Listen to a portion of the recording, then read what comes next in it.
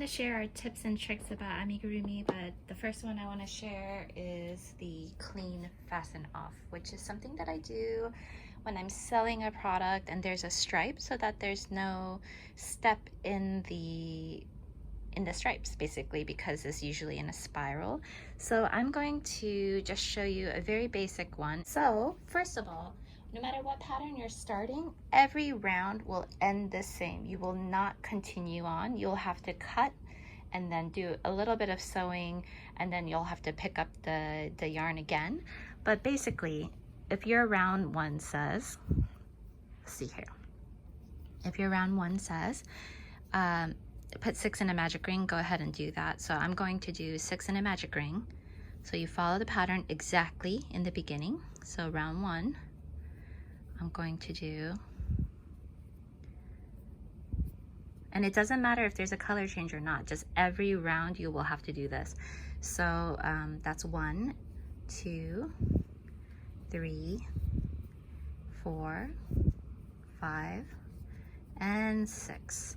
So basically from here, normally you would just go on to round 2, but instead you will need to cut a little bit of that yarn, maybe just a bit, so that you can sew it in. And then afterwards you will need, let's see if you can see that clearly, you will pull out that yarn. So as you can see here, it's coming out of this last stitch here, right in the middle. Now you need to take your tapestry needle and go ahead and thread that through. I'm going to bring this a bit closer so that you can see better. So now this is the yarn that you just cut, and it's coming out of the middle of the stitch. We're going to go to the first and second stitches here. You skip that first stitch, and the second stitch you're going to go right under both front and back loops here. So you see that, like the V, this is the second stitch of the round, not the first.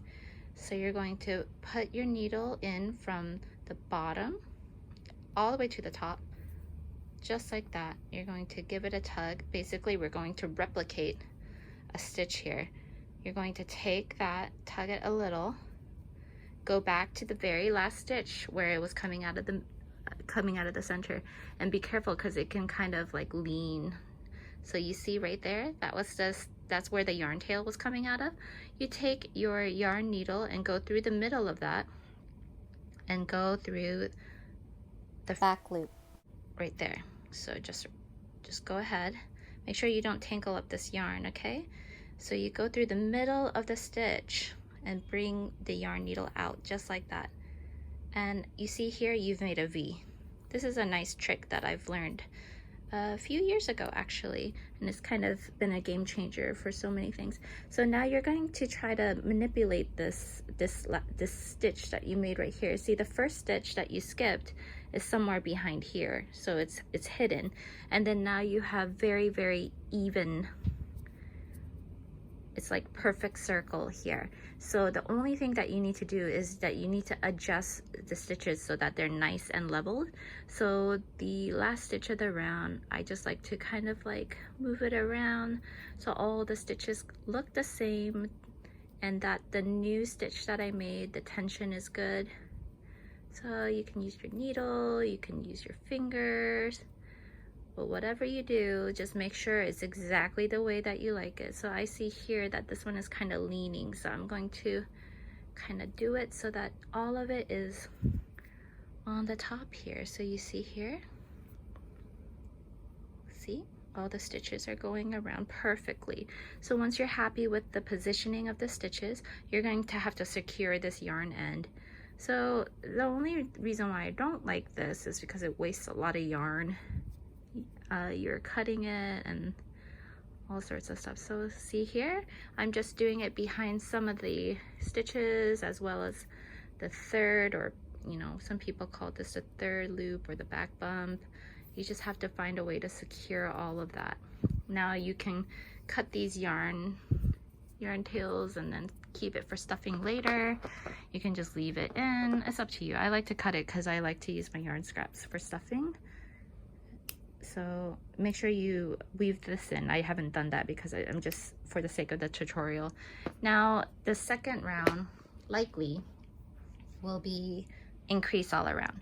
So what I like to do is I like to just make a slip knot onto my hook. So this is going to help connect it.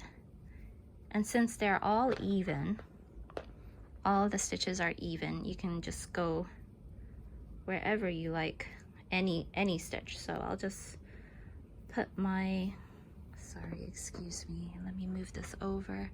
I'll just put it in the stitch here. It really doesn't matter because actually they're even, right? So you don't even need a stitch marker for any of this. So basically, oops, hold on. Make sure that yarn is behind your hook, and then you insert, you already have a slip knot here. So you put the yarn behind your hook and then you insert into any of the stitches and then follow the pattern as normal. So for me, it's going to be increase all around. So I'm just going to go ahead and do that.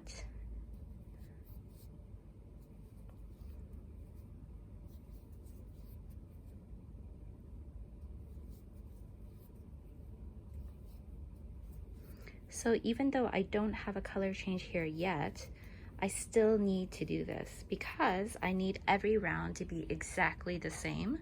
So don't think that you can only do it when you have a color change, because you'll see a step, because when you're working things in the round, it is worked in a spiral. So every round you're jumping, right? So you'll be able to see that color change. But if you do this for every single round, regardless color change or not, it's going to look very even.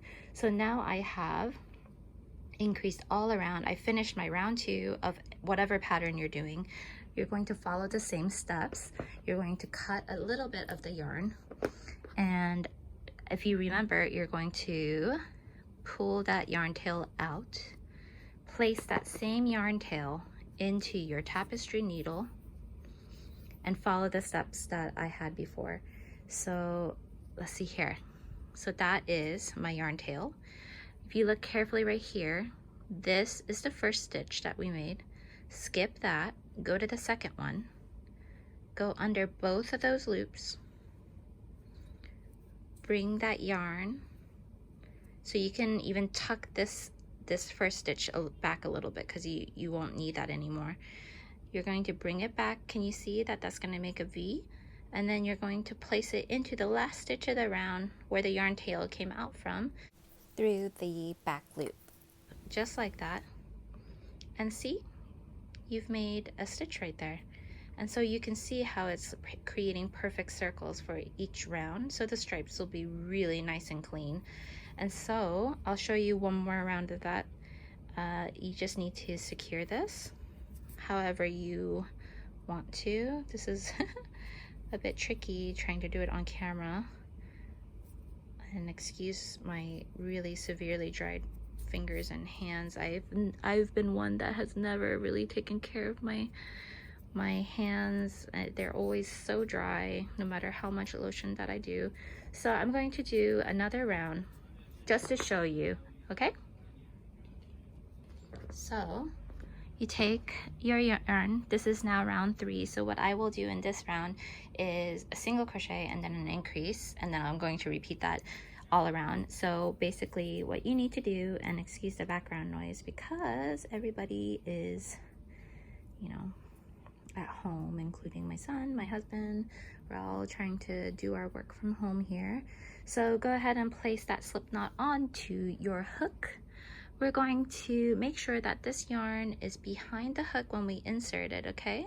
So you take any, it doesn't matter which stitch you go through, you just go ahead and single crochet or follow your pattern according to whatever it is. So I have here 1 single crochet and then increase, and I'm going to do that all the way around.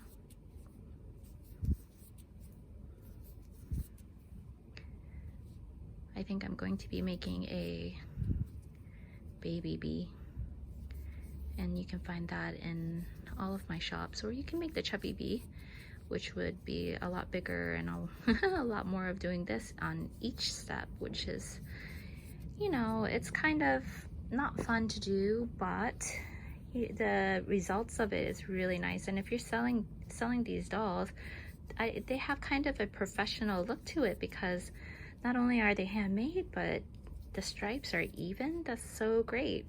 So what I'm going to do now that I've finished this round is do the same thing here. I'm going to pull this out, right? I'm going to cut that yarn tail just a little bit, and then pull that yarn tail out, place that same yarn tail into my tapestry hook, or sorry, tapestry needle, and then skip that first single crochet, go to the second one. So you can just go under the second stitch of the round, like that, under both, you see the V, under both V's, and then the first stitch of the round, you just tuck it back a little bit because we won't need that anymore. We're making a new stitch here. You're going to go back into the last stitch of the round here, and then go through the back loop and tuck it in, and now everything is nice and neat and perfect. Circle and go ahead and secure it by whatever means necessary, preferred, or whatever, doesn't matter. And then you can cut that excess yarn like that. And basically what I'm going to do is I'm going to continue this pattern off camera, because it's the same thing for every single round. And then when I get to a color change, you'll see how it looks so different. Okay, so I'll be back after this. Hi friends, I've done all of my rounds until I have the color change here. So as you can see, that is a perfect circle. Okay, so even if there are no color changes, you still need to follow this method. So now I'm picking up my new color, which is this lovely blue that I have over here, and we're going to do the same thing. We're going to treat every round the same, regardless of color change, no color change. But in this instance, because there is a color change, I just want to show you that it looks amazing, and you just need to do the same thing for every single round. So I have put a slip knot in again. Keep that yarn tail in the yarn in the back. You pick up wherever you like, follow your pattern. In my case, it's just single crochet around. So I'm going to go ahead and do that just to show you how lovely this color change looks. So here we go.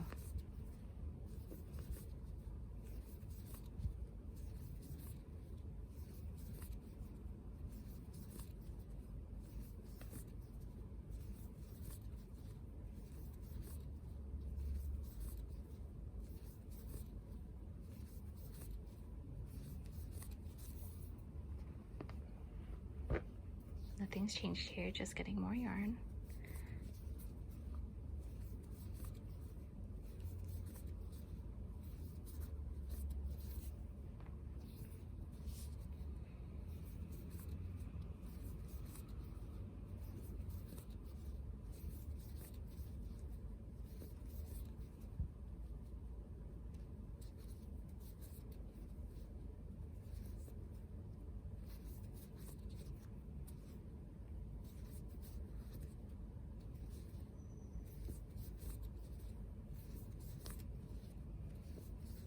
And now I'm at my last stitch of the round. You see, just like that?